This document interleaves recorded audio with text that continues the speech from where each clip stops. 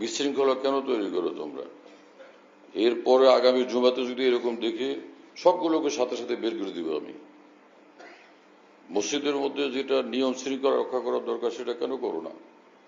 মুসল্লিরা আসে, তারা বসে, ভিতরে ভিতরে তো এখানে এলাকার মুসল্লিরাও থাকেন যাদের বের হওয়ার দরকার হয়। এই বিশৃঙ্খলা করলে তারা বের হবে কিভাবে? এখানে বিশৃঙ্খলা শিক্ষা দেওয়া হয় না। যারা বিশৃঙ্খলাকারী এখানে কখনো আসবে না, তোমাদের আসার দরকার নেই। এখানে 10 জন থাকলে ভালো মানুষের 10 জনই ঠিক আছে, উচ্ছৃঙ্খল 1000 1 লাখের চেয়ে।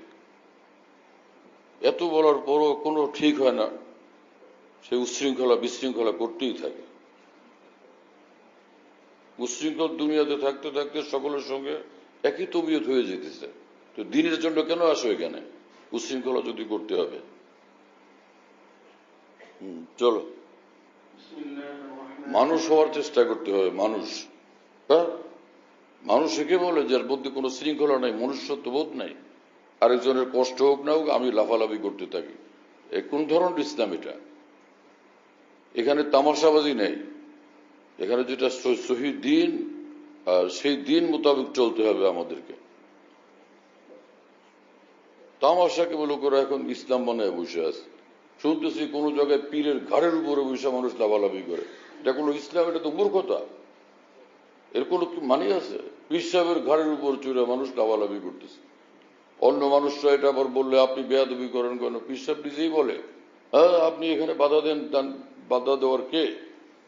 আপনি ইসলাম বুঝেন না। এই মানুষ ইসলাম বুঝে, এ তো পাগল। সে অনুসরণের যোগ্য নাই মানুষ কোনোভাবে। ইসলামকে বদনামকারী সে। আফসোসের কথা যত, রাসূলুল্লাহ সাল্লাল্লাহু আলাইহি ওয়াসাল্লামের সাহাবীদের থেকে ইসলামের উত্তম মডেল কারা আবার এই পৃথিবীতে? সাহাবায়ে কেরামের মতো এই সকল ঝামেলা ছিল? আবু বকর সিদ্দিক রাদিয়াল্লাহু আনহু ঘাড়ে চড়ে কে লাফালাফি করছে? হযরত ওমর, হযরত ওসমান, হযরত আলী, হযরত বেলাল। এই সকল তামাশা কিসের? জাহালত এবং মূর্খতাকে লোকেরা ইসলামের নামে পেশ করতেছে।